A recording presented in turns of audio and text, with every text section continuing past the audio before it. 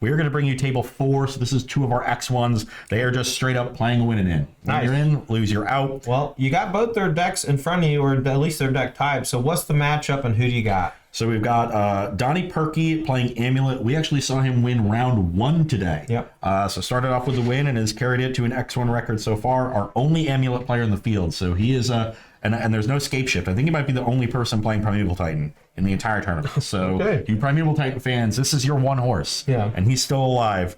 He'll be playing against Kyle Hodar, who is playing Yawgmoth. An interesting matchup here. Probably not one that the Primeval Titan deck would want to play. Right. That said, one of the things that Urza's Saga and its addition to the deck lets you do is get those double Amulet draws that are really explosive. Really, just blow them out of the water type turns. Yeah, so you can actually have turns where you play an Amulet on turn 1 off an Urza's Saga, and then on turn 3, find a second one and make a very large hasted trampling Primeval Titan with double strike that could just win the game out of nowhere. Yeah, also can sometimes make that big attack, maybe not even lethal, but you end up with like Pact of Negation in hand because you've found enough bounce lands and Talar West to transmute. So a lot of potential lines here for this Amulet Titan deck, and not a lot in the way of interaction from either side. Yeah, it's not going to be a lot of interaction, so it's not going to be a grindy matchup. Both players are going to try to assemble their combos, Right. So Yawgmoth is going to want to find that Blood Artist and really just end the game, or draw a bunch of cards with Yawgmoth looping Dross Messenger to kill the opponent that way. But the Yawgmoth deck is not particularly fast. So I think it's the onus is on the Amulet player to try to mulligan aggressively towards those very fast explosive draws with Amulets and Dryads and things like that. So I think we're going to see a good amount of mulliganing as players look for fast hands, and we're going to see some fast games. Yeah, there is one X factor here I will call out, and that is the Dryad of Elysian Grove, along with the Valak at the Molten Pinnacles, can sometimes play Machine Gun for those Birds of Paradise and really constrict the mana and development of the Yawgmoth deck. So if he's able to assemble that quickly, thanks to some of those mana accelerants like the Dryad's ability itself, or an Old Grazer, or the Azusa, we could see a game that's actually won on a fair front from the side of the Primeval Titan player. Yeah, much less so than winning fair from the Yawgmoth side, because they really just don't interact very just much. a bunch of combo needed to happen. So looks like the players are about ready, so we're going to head down to the feature match area while they get situated. Both players here playing for top 8, and we're going to see who takes it down and earns their slot in the elimination rounds, vying for one of those 2 RCQ coveted invites. On your left, Danny Perky with Amulet Titan. He lost the die roll. Hodar is going to be on the play, leads off with a turn 1 Bird of Paradise, and we're back Perky's way. Perky is playing Slayer Stronghold and Sunhome Fortress of the Legion. That is important for those early combo kills. Yep. And we do see the Sunhome on turn 1. Some lists do, because you have Valak as a potential red source, will play Hanweir Battlements as their haste land and cut Sunhome for more utility. But I think in this matchup, it'll very much benefit Perky to have that Sunhome available. All right, we got a turn 1 Amulet of Vigor from Donnie Perky. That's where you want to be, especially if you have a bounce land on turn 2, can generate a bunch of extra mana. Turn 2 here, this looks like a Grist. Alternate Art Grist is going to come down and make a 1/1 insect. So Hodar with a decent draw here, and has some protection, some insulation from something like turn 2 Dryad of Elysian Grove, so it might not be that backbreaking. Yeah, one awkward thing about drawing the Sunhome here is you often want to find it alongside, a bounce land or Boros Garrison or Vesuva copying Boros Garrison, when you're attacking with the Primeval Titan to set up that double strike. And now that might be difficult to do. Perky here playing a tapped Castle Garenbrig, but thanks to Amulet of Vigor, gets to untap it. Leads with a Explorer. It's going to give him a pseudo rampant growth with these bounce lands. He's going to return the Sunhome to his hand. Plays a Gruul Turf, has 2 more mana active. We'll see what he wants to do with it, and it's just a passage of the turn. Back Hodar's way, untapping with a Grist. Not that scary if you're an Amulet Titan player, to be honest. Yeah, but it does mean that you really want to have an Amulet in play so you can give your Primeval Titan haste and potentially attack that Grist down immediately. Fortunately, Perky does have that early Amulet. Yeah, Hodar pluses the Grist, makes another insect. Didn't hit another Grist, so it doesn't get the double activation, but we still get an extra insect. Or still get the second insect. Now, let's see what the follow-up play here is. Yeah, those insects, don't look very threatening because they're 1/1s, but they are very good with Chord of Calling. Right. And could enable a very explosive turn here. Looks like 6 mana towards a Chord, potentially. And there's There's Strangaroo Geist. So Kyle Hodar emptying his hand here, playing basically all of it. Can attack for 3. Okay. Well, I know Kyle Hodar is holding Yawgmoth in hand. I definitely saw that one. And with the plenty of mana available and 2 Undying creatures, he's going to combo off next turn. It would be very difficult for him to draw that many cards and miss. So it's on Perky to have a really explosive turn. He's got 1 Amulet. Does he have a second one? I don't know if he has a second one, but with 1 bounce land in that Castle Garenbrig, if it's a green bounce land, he is able to potentially cast Primeval Titan this turn and do some stuff. But we'll have to see if he has the ability to win and keep the black-green Yawgmoth deck from actually just killing him next turn. Does have a Simic Growth Chamber, so can float mana with it, return itself to the trigger, then feed the blue-red-green-green into the castle for 6 green for creatures, cast Primeval Titan that way. But yeah, I don't know what lands he can get here that really make a big difference. Well, I think at this point he's just hoping that there's no Yawgmoth from the other side. Those 2 Undying creatures are pretty scary. But the thing is, even if he goes and gets Boros Garrison plus the Slayer Stronghold to give haste, it's only going to be an attack for 8. You're going to generate a couple more mana drops, but the Grist, if it's not attacked down, can actually just minus and sacrifice something like Yawgmoth or Strangaroo Geist to kill the Primeval Titan. So you attack the Grist. You can potentially deal 8 that way, and Hodar would only have had 4 toughness there, but Perky instead decides to go for 2 Urza Sagas. I wonder if either Boros Garrison or Sunhome is in his hand. Well, we know the Sunhome's in the hand, so we can't... Not Sunhome, but Slayer Stronghold. Yeah, we know that, but there could have one of those in hand, so maybe just getting these Urza Sagas to potentially be able to... I can see the Slayer Stronghold. It is actually in Perky's hand, so awkward to have drawn that one when that's what he really wanted to search for. All right. We go back Hodar's way. Let's see if he has the kill here with this Yawgmoth. A lot of potential here. Tapping 4 mana. Yeah, and he just needs to find... so even with a land drop, he can't cast an Eldritch Evolution to find his Blood Artist or Drolf's Messenger, but he just needs to find a Chord of Calling. So any chord or any of the 2 sort of win conditions here, Drolf's Messenger or Blood Artist, will end this game. All right, so we're going to go 1 life at a time. Yawgmoth's going to sack a Young Wolf that's going to shrink the Strangaroo Geist, enabling the Undying again, and they're going to basically bounce back and forth, allowing Hodar to draw up to 17 cards, and we're going to see if he's able to find a Chord of Calling to find Blood Artist and win the game. Drolf's Messenger can also do it. Doesn't have the black man do it, but just needs the Chord of Calling mostly. I guess he can't naturally draw the Drolf's Messenger either, so it's really 5 outs. Yeah, the way the -1/-1 counter is out, they actually just cancel out the token. But here we have the Chord of Calling. This is going to be for 2. This is going to be a Blood Artist, and that's going to be game over. Yeah. 1-0 for Kyle Hodar as he tries to punch his ticket into the top 8. Make sure he's not has the Blood Artist in hand, obviously. Yeah, Blood Artist, means that every time he runs through one iteration of sacrifice at an Undying creature, put a counter on the Undying creature that has a counter. Zulapur Cutthroat instead of Blood Artist. Say a similar thing. Effect. Blood Artist triggers on either side's creatures dying, but the Zulapur Cutthroat starts as a 1/1, so not really a big difference. Zulapur Cutthroat gets around things like Leyline of Sanctity. Oh, because it's not target as each opponent. Yeah. Okay. But I think there are some corner cases where Blood Artist is better. Yeah, sometimes you want to use Yawgmoth to kill your opponent's creatures, and those kind of little chip damages you get from the Blood Artist might matter. But there might be something else that I'm missing too. But 1-0 in favor of Yawgmoth here, and that fast combo, that was a turn 4 kill. Yeah, a very explosive draw from Kyle Hodar there on his Yawgmoth deck, and a somewhat explosive draw from our Amulet player, but really was missing like one more piece of acceleration, a second Amulet, a Dryad of the Elysian Grove. Something like that would have put that draw into overdrive, and a little bit of an awkward draw with the Slayer Stronghold in his hand, though I don't think that would have made much of a difference. The Grist that you would have attacked down, what wasn't really affecting the game.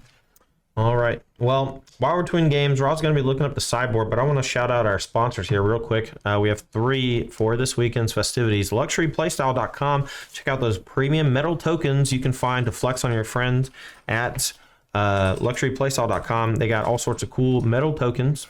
Also, shout out to G Fuel Energy Formula. Make sure to fuel up with G Fuel. That comes in powder or can. Wings, etc. Grill and Pub. Fun place to eat. Have a good night. We're going to have a good night there in a couple hours. I am. starting to feel the 2 days worth of coverage, and I am ready to relax. Well, you might be relaxing quickly this round because Kyle Hodar has got a pretty good sideboard for this matchup. I see 2 copies of Force of Vigor that can handle Urza's Saga, Dryad of the Elysian Grove, and Amulet of Vigor. I see a copy of Outland Liberator as another disenchant effect that is tutorable. I see 2 Thought Seizes, just solid against an opposing combo deck. A Necromentia, which we saw do some very good work against Tron yesterday, will also be quite good here. Name from Evil Titan, GG. Yeah, and the biggest issue for our Amulet player, there's a copy of Magus of the Moon in the sideboard. And Magus of the Moon is castable off of Birds of Paradise or Ignoble Hierarch, and also tutorable with Eldritch Evolution and Court of Calling. So it can enter the battlefield as early as turn 2. Yeah, that's the sick one of with so many tutor effects. That is sick. Yeah, that is really nice, and I'm sure Kyle is glad he has it there for today because I can't imagine me go through 2 whole games without it coming down. And you got to wonder, like, does Perky even know it's there? Yeah, does he know it's there? Is he going to bring anything to fight it? And does he even have anything to fight it? Normally they have, Nature's Claims or various disenchant effects, but not a whole lot in the way of removal. Maybe some dismembers or something, but who knows if those are even going to come in there, or if he even has them. He does have 2 dismembers looking at his sideboard. Okay. I think they're going to come in because they're good at killing Yawgmoth. Yeah, they do kill Yawgmoth. And it does kill Magus of the Moon.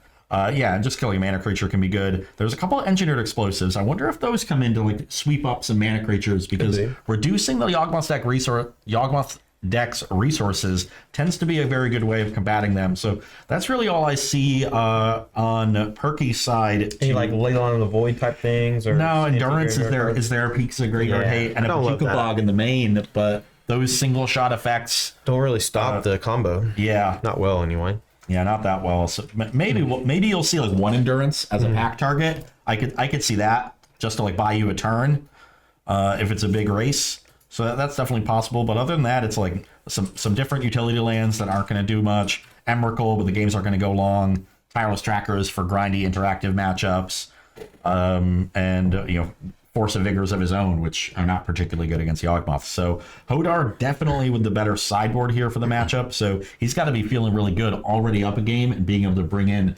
those haymakers like Necromentia and Magus of the Moon. All right, well, the players are still shuffling up here and figuring out sideboard, so we got a little time to kill. So Ross, why don't you tell us about the payout here for our RCQ 2 slots event that we're running today? Yeah, so these players playing for this top 8 berth, that's going to guarantee them at least $100 in credit, which is the prize for top 8. Loser of this match likely in the top 16 for 65 in credit. But it's once you win that first elimination match that you get into the money zone. 3rd and 4th place getting 150 cash. I want to be in the money zone. Yeah, it sounds great. Money zone sounds great. 2nd place getting double that for 300 cash, and then 1st place at 500. And those 2 players in the finals are also getting an invite to the regional championship at DreamHack Atlanta this November. All right. Well, had a lot of excellent Magic so far this weekend. Yesterday's Invitational capped off with an impressive win from Team of Rhinos. Haven't seen a ton of those Cascade archetypes today. I'm curious if those players even played in the event today, or maybe they had a bad day. I wonder what changed. Well, what happened? Our champion yesterday, Randy Eubing, is not on my player list for this tournament, so I guess the 3-hour drive was too much for him. He just went home. Yeah. Well, he also had a long day yesterday. Once we got to top 8, it was best of 5, and we didn't get out here until 10:30 at night, starting at noon. So 10.5-hour day of Magic's got to take a toll on anybody. Yeah, so as good as the Cascade decks were yesterday, taking 3 of our top 4 spots in both finals places, there was only 6 Cascade decks in this field. 3 Rhinos, 2 Living End, and a Glimpse. Yeah, and Belfado, I don't think's in the elimination rounds, if I'm not mistaken. We would have had him on camera multiple times after yesterday's performance. So had a tougher day today. All right, we're here for game number 2. Donnie Perky going to be on the play with his Amulet Titan deck. Turn 1, Urza Saga and a pass. No amulets. This is basically the only deck that plays Urza Saga on turn 1, and it does it so we can get Amulet in play as quickly as possible. And so I think Perky has recognized that this is not a matchup where he can do much messing around, making constructs and stuff like that. It is not going to be relevant. He needs to get to his amulets, make a bunch of mana, and kill his opponent before Yawgmoth kills him. It's kind of crazy how much power was added to the deck just by adding the Urza Sagas. Not only do you add the consistency of kind of 4 more virtual Amulet of Vigor, but you also just give yourself the backdoor of these lands you can find out Primeval Titan to just win a fair game. Yeah. Like they used to do that with Field of the Dead, and now they just do it with Urza Saga after that ban. Yeah, very, very strong card for this deck. And Amulet was really popular right after MH2 was released. because of the obvious power of Urza Saga.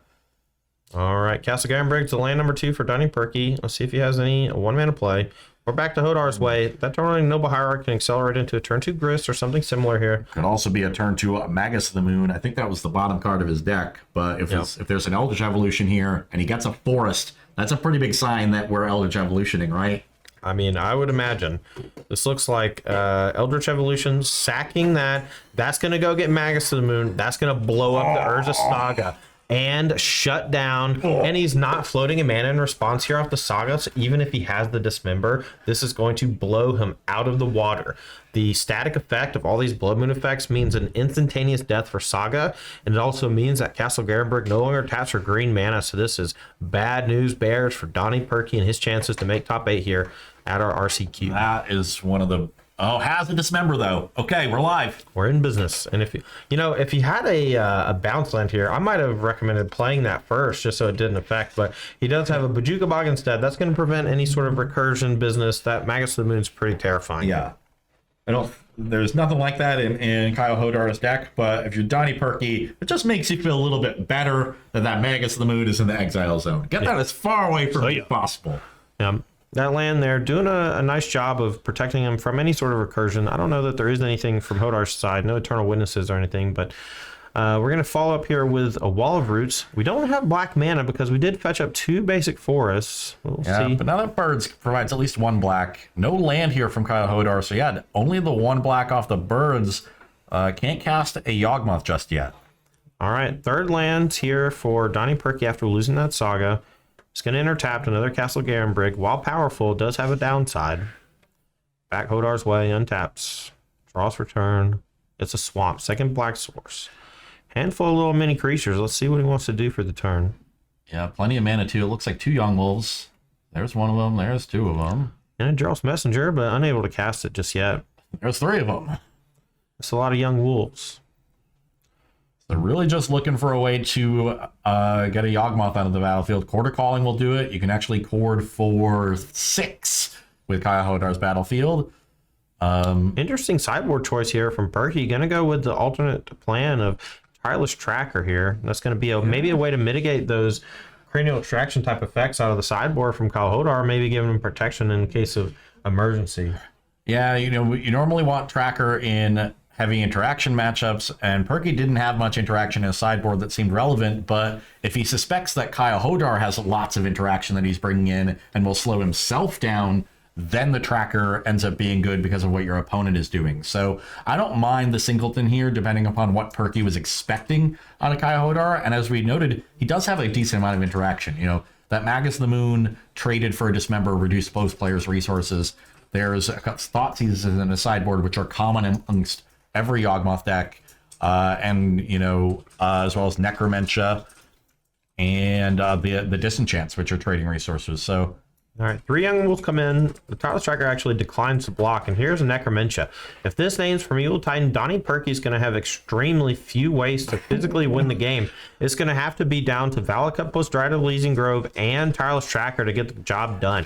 So this Necromentia is brutal. And that's really the power of Dryad of the Elysian Grove compared to something like Azusa that they used to run. Azusa was never winning the game by itself without Primeval Titan. It was a pure enabler, whereas Dryad kind of skirts the difference between enabler and actual win condition thanks to those 2 copies of Valakut in most of the lists. And we see, looks like he does have an Endurance in his configuration. I thought he might have 1. There's the 2nd Dismember. That's both of them that were in Perky's sideboard. The Singleton Azusa that is a pact target, and a Pact, which I assume Donnie was hoping to get a Primeval Titan with. Yeah, but those are no longer going to be an option here.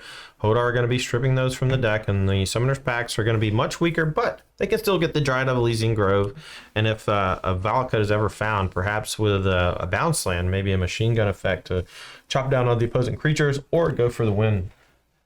Yeah. And the Tireless Tracker here now is going to be pretty important for finding Perky the resources to win this game, because it's going to have to be that combo of Dryad and Valakut. And it's without Primeval Titan, you got to draw the Valakut naturally, right? Or your 2 Teleria Wests. Yeah, the deck I think will be able to generate a bunch of mana thanks to Azusa, thanks to those clue tokens.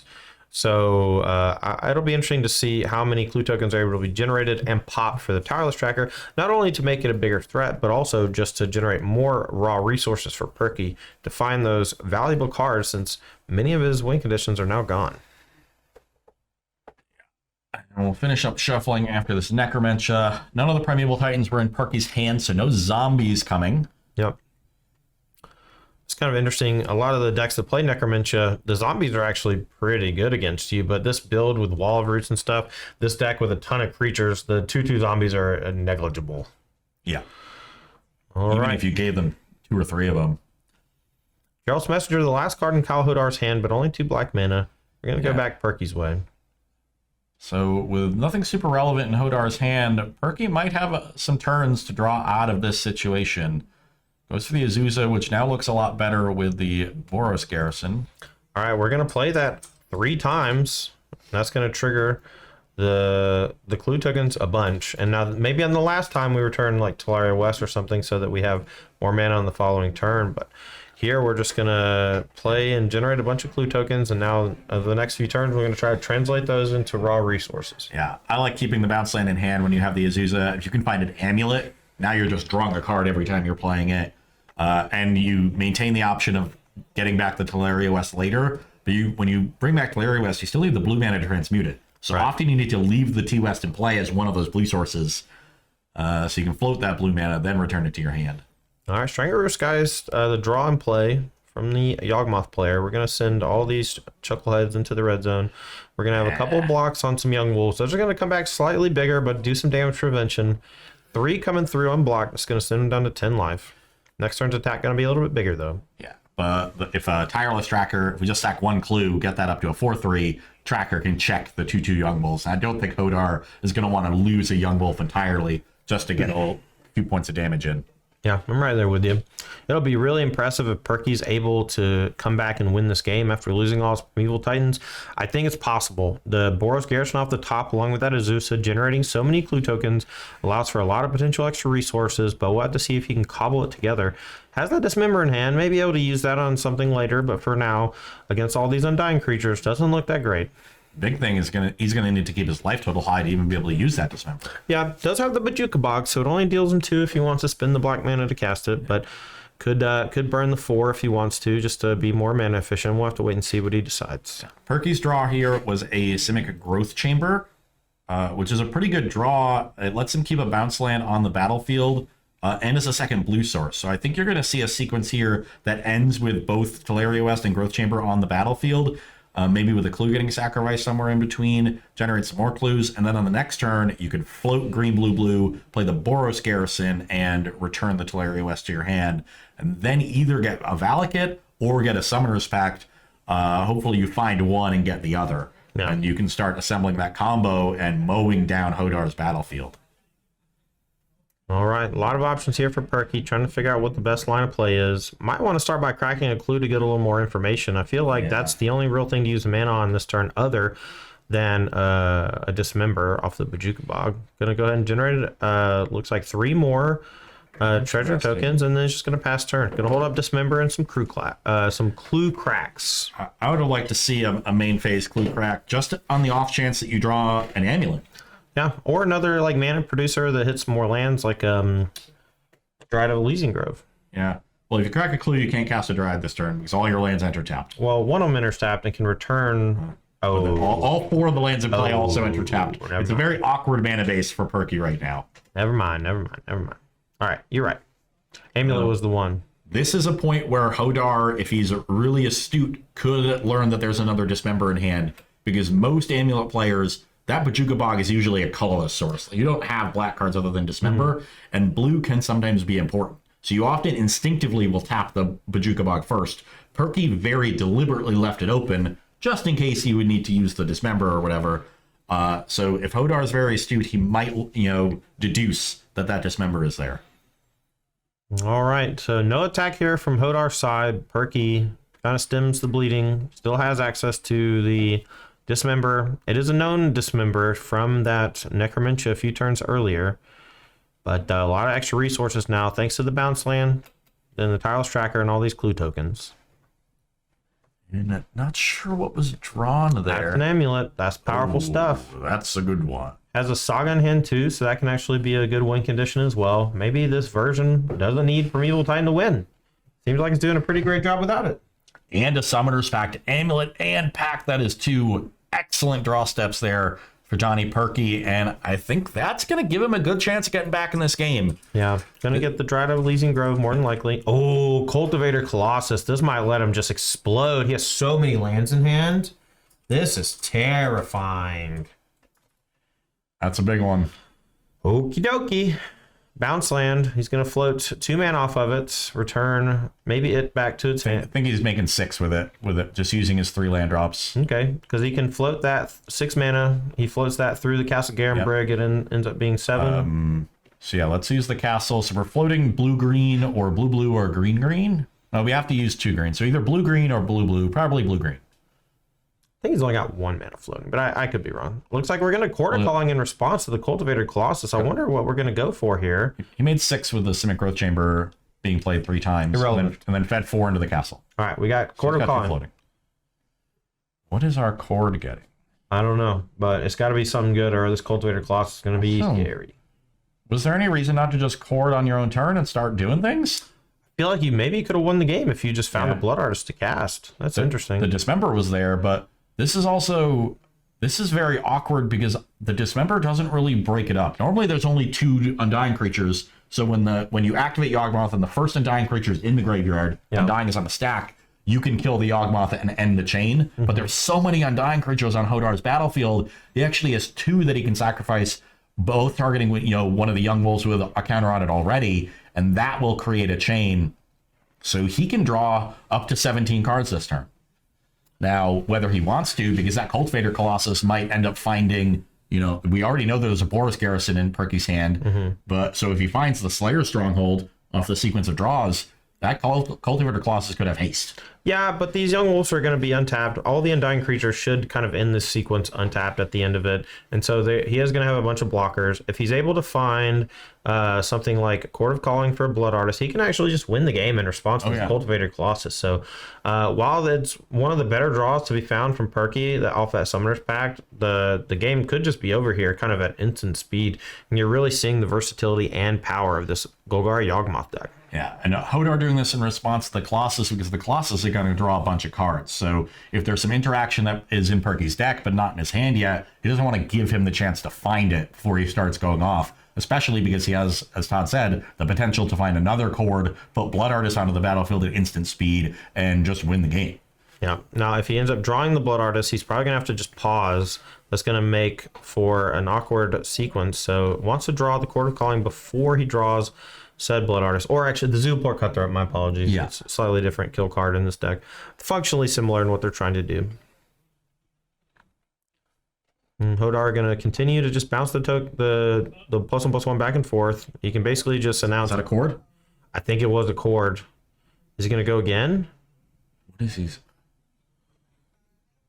What is he digging for if he finds a chord? What else can he find? If he accidentally draws the kill card here... He might be maybe he already has the Zulaport Cutthroat. Perhaps. And he might be digging for a Force of Vigor so he can deal with this amulet before the Cultivator Colossus. All right, well, it looks like we're going to go ahead and convoke here for 2. X equals 2. So it looks like he's just going for the kill. Maybe it was just going for a few more card draw effects before doing it. That's risky because you can draw the Cutthroat. Yeah, also the Dismember here on the Yawgmoth is going to break this up. So he can do a little tricky here where he sacrifices the tapped Young Wolves, removes the counter, and untaps the other creatures. And maybe can Court of Calling again in response. So he's only got 7 more life to work with, so he's got to be pretty careful here. And only 2 more cards in his deck. This is great timing on the Dismember from Perky. I think a lot of players would jump the gun and try to kill the Yawgmoth, immediately. And doing so wouldn't really stop Hodar's loop and would allow him to then, continue the loop with his mass of Undying creatures, find that chord and win in response to the Dismember. By doing it in response to the chord, you force Hodar to have a 3rd chord in order to actually win the game. All right, well, he's going to go ahead and crack one of the Young Wolves, untaps it, puts a counter on it. He's going to sack 1, remove it from the Strangleroot. So he's going to end up with a bunch of blockers here still, no matter what happens. So without Trample, won't be a lethal attack and might get to untap and win the game anyway with an extra Yawgmoth. He needs to stay at, I think, 2 life to be able to activate the Yawgmoth 1 time. He lets the Yawgmoth die. Maybe he's just going to be content with a couple blockers here and hope that he doesn't die. Court of Calling going to go get X equals 2. We'll see what he finds. Maybe a Strangler guy's just a block for an extra turn. Could also find Outland Liberator here and use that to destroy the amulet. Yep, and I'm pretty sure he has another copy of Yawgmoth in hand, so if he's able to get through this turn alive, could win the game next turn. He's tanking on it. He went and got the Zulaport Cutthroat. Here comes Cultivator Colossus. I think he's hoping that he gets to untap. Yeah, he might. You know, there are currently 3 blockers, but one of those is the Zulaport Cutthroat, and now Cultivator Colossus resolves, does a bunch of stuff. Keep in mind, the lands are all going to enter, and Perky's going to continue resolving the Cultivator Colossus trigger, and then once the trigger is done resolving, that's when the amulet triggers will go on the stack. All right, so this is all resolving inside the Cultivator Colossus's ability. So basically, we're going to count how many lands enter the battlefield, and then at the end of the sequence, we're going to add that many clue tokens. So that's 1, 2, 3 bounce lands, 3 triggers on the stack, but they're not going to go on until later. Yep. We have to finish resolving Colossus. Perky wisely, creating 2 separate piles, one of the lands from the Colossus and one of lands he already had on the battlefield. Okay, finds a bounce land, and he's kind of running lands in a row here. I think he's only got 1 left. Well, I think he's okay in terms of giving the Colossus haste. He has now double blue when all these lands on tap from the T-West and the Growth Chamber, and so many bounce land triggers. He can float enough mana to transmute that Teleria West and find a Sunhome. But I don't know if he has another land drop to make, because he made his 3 land drops with the Azusa before casting the Colossus. Right. Looks like we're going to get 6 more clues. It's going to put him up to too many, and a relevant number. Hodar is at 6 with 3 lands getting returned to hand. I'm wondering how big of that is going to be. So we've got 11 lands on the battlefield. Well, first and foremost, the Amulet untaps them, so we just have a boatload of mana at our disposal. We have 11 lands on the battlefield, 4 bounce land triggers here, so we're going to end with 7. Yep. Let's see if we can do some tricky stuff. With the Tracker being able to attack and the Azusa being able to attack, and if we could get a Sunhome onto the battlefield with some other way to play an extra land, maybe an Explorer or Boreal Grazer, Dryad of the Elysian Grove, even though we don't have any Valakuts here. I think we can get there, but does Perky have any of those? We have to remember too, Primeval Titan is the part of the card combo with Sunhome that has Trample. The Sunhome just gives double strike, so I can't remember if Cultivator Colossus has Reach or Trample. It has Trample, okay, pardon me. And its starts are equal to number of lands you control. So it's enormous. So if Sunhome is able to give it double strike and he can find a way to give it haste, he doesn't have it yet. Normally you need Primeval Titan to find those important lands, but he's still figuring out what cards to return here. It looks like it's floating green, blue, blue, and trying to return a bunch of tapped lands. Yeah. Gets one of the TOS back. It gets a Growth Chamber back, which is nice because it lets him generate extra blue mana on a later turn if he needs it. So like you said, though, I think he's already played all of his land drops for the turn, so he can transmute Teleria West for the Slayer Stronghold. But he doesn't have a land drop to play it. Currently have a land drop. Now, like you said, Grazer puts it in, it untaps. And he just drew 7 cards. Yep. So is any of them a Summoner's Pact, a Dryad, an Explorer, a Grazer? Another Azusa would not do it. The way extra land drops work is the game effectively looks at your battlefield based on different effects that you have, will calculate how many land drops you have, keeps track of how many you've made that turn, and based on what the difference is. Now it could have it multiple Summoners Pact / Teleria West to go get the land, the Slayer Stronghold, as well as the Dryad of Elysian Grove. Yeah. See if that's something he has access to. You got to wonder if it was possible for Perky, with the way his mana base was, to leave more blue mana floating, and then that second Teleria West could have done the job here. But look, he's moving pretty quickly. Yeah, found a pact. So I think this is going to be for a Dryad. Dryad will let him play that Slayer Stronghold. So that's actually going to bring our Cultivator Colossus up to an 8. Yeah, because it's +2/+0, haste and vigilance. It's the 8th land. And then the Slayer Stronghold ability. Oh, we're just getting another Colossus. This seems unnecessary. Well, I don't know. I'm no doctor scientist. I don't play the Amulet Titan deck. My brain is fried from watching it. I'm gonna let you carry from here, Ross. So do we have... Yeah, this is a problem because you can't leave red-white floating. And if you would return to any bounce land other than the Simic Growth Chamber, you'd be able to create more red or white mana off of the second Cultivator Colossus trigger. But right now you can't. It's hard to know exactly how much mana is floating, if any. There's no mana floating right now. Okay. And so he has 8 total mana, so he can't leave both red and white mana floating. I think he also doesn't have 3 green. That is also true. So just packed for a creature that he cannot cast. That's rough because now he has 2 packed triggers that he's going to need to pay for on his next turn. I don't think he has 4 green to pay for him either. Oh, he does. Sorry. Does he? Yeah, he's got nope, never mind. Yeah, I see castle and 2 green bounce lands there. That's 3 green sources. Well, I think Donnie Perky might have just painted himself into a corner. We'll see if he can figure a way out. There's so many ways to tutor, so many ways to do cool stuff in this Amulet Titan deck, but sometimes an overly complicated archetype or strategy is a little overwhelming for the pilot, and you make little mistakes that you just can't foresee because there's too many permutations. And worst case scenario here, we'll have some redraws with all this mountain of clues. Yeah, that's true. Only 7 mana available here, though, so can only pop 2 and still be able to cast the Dryad of Elysian Grove if drawn. That could allow for another green source to be able to not die to the double pack next turn. Yeah. Well, it also just turns all your lands into green sources. That's true, too. All right. Cracking a clue. Yeah. Oh, get a counter on our tracker. Counter on the tracker. Missed trigger. Okay. Out of order sequencing. That's a Gruul Turf. That's not going to help. All right. I'm going to crack another one. Draw another card. Why are we Didn't leaving... leave green floating, so now I can't cast Dryad. Drew, it looks like Turn Timber Symbiosis. Wow. And I think Donnie Perky just sealed his fate here. Could have won this game with a Dryad. Tried to go big with a second Colossus when he only had 2 green left. You know, one thing we may be discounting, I haven't seen one the whole game. Maybe there's no Dryad of Elysian Grove in the deck anymore. Maybe it was sided out because the Valakut plan is just not that viable against this combo deck. Maybe he was kind of all in on the combo and was hoping that the sideboard cards could take the place of the Dryad in favor of interaction, but we just don't know. Maybe that's why he went and got the Cultivator Colossus, but also just didn't have it, so now he's going to pack it in and call Hodar. Doesn't even have to win on his turn, just Donnie Perky kind of, floundering there at the end, not able to find a way to cobble together the win, and our Golgar Yawgmoth player is going to take it down and lock up a top 8 berth.